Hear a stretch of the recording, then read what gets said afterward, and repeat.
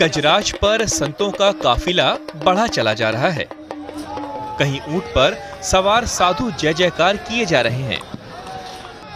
घोड़े पर बैठे साधु और संत की टोली भी भक्तों पर आशीर्वाद बरसा रही है।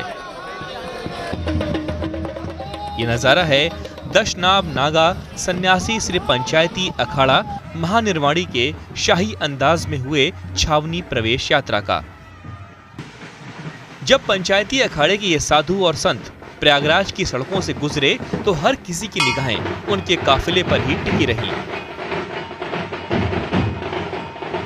ये हमारे महानिर्वाणी अखाड़े की स्याही निकल रही है। ये पेशवाई जो अच्छे ढंग से सनातन धर्म को बचाने के लिए और रक्षा करने के लिए ये हमारे दशनाम नागा सन्यासी इसी तरीके उतारू होंगे और धर्म की रक्षा करेंगे। आज छावनी में प्रवेश करेंगे। कहीं ढोल बज रहे हैं, कहीं नगाड़े और डमरू की गूंज सुनाई दे रही है। सनातन धर्म की रक्षा के संकल्प के साथ पेशवाई पर निकले ये साधु हर हर महादेव का जयकारा लगाते रहे। शिव के बाराती बने 1000 से ज्यादा साधु और संतों ने एक से बढ़कर एक करतब दिखाए। रास्ते भर प्रयागराज वासियों ने सन्यासियों पर फूल बरसाकर उनका स्वागत किया। इस पेशवाई में नागा सन्यासियों से लेकर महंत, श्री महंत, मंडलेश्वर और महामंडलेश्वर जैसे संत भी शामिल हुए। सुबह निकली संतों की पेशवाई की छावनी तक पहुंचने में कई घंटे लग गए। भव्य दिव्य स्वरूप आपको दुनिया में, पूरे विश्व में कहीं देखने को नहीं मिलेगा। महाकुंभ 2025 की झलकियां आप देख रहे हैं। यहां जो हमारे सन्यासी हैं वेद मंत्रों का उच्चारण कर रहे हैं।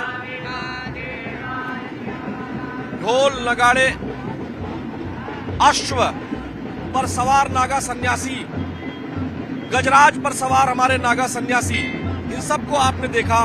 कुल मिलाकर यह जो स्वरूप है, यह जो वातावरण है, यह जो दिव्यता है, वह कहीं और आपको देखने को नहीं मिलेगी। ढोल, मृदंग, डमरू, घंट, सब कुछ आपको बजते हुए दिखाई दे रहा होगा। ऐसा दिव्य माहौल, ऐसा अनुपम, अनूठा, अलौकिक माहौल आपको और कहीं देखने को नहीं मिलेगा। श्री पंचायती अखाड़ा महानिर्वाणी का इतिहास 1200 साल से भी ज्यादा पुराना है। धर्म के रास्ते में आने वाली रुकावटों को दूर करने के लिए इस अखाड़े की स्थापना की गई थी। पहले इन सन्यासियों को नागा के रूप में पहचान नहीं मिली थी। आदि शंकराचार्य ने जब धर्म की पुनर्स्थापना की तो उन्होंने नागा सन्यासी नाम दिया। हर दशनामी सन्यासी दिन में सिर्फ एक बार से भोजन करता है। इन दशनामी नागाओं के 2 अंग हैं, शास्त्रधारी और अस्त्रधारी। शास्त्रधारी सन्यासी शास्त्रों का अध्ययन करते हैं और आध्यात्मिक विकास में लगे रहते हैं,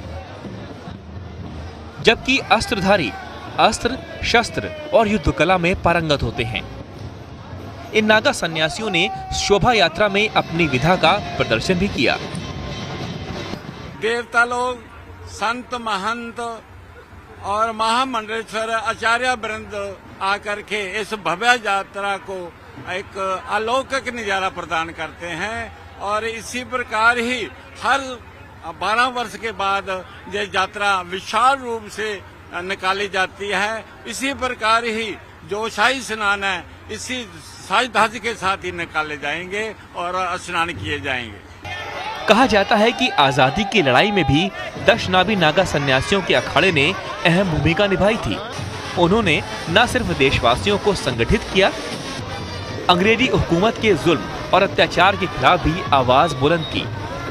सनातन धर्म की रक्षा में यह अखाड़ा आज भी योगदान दे रहा है। बैंड बाजे और ढोल नगाड़े के शोरगुल के बीच नागा सन्यासियों की शाही पेशवाई ने हर किसी का दिल जीत लिया। यह जो पेशवाई है, जो यह प्रस्तुतिकरण है कि अपने आप को बताना कि अब हम देखिए आ गए हैं, महाकुंभ में शामिल हो गए हैं, यह उसका एक अनुपम स्वरूप है। यहाँ से निकलकर ये जाएंगे जहाँ पर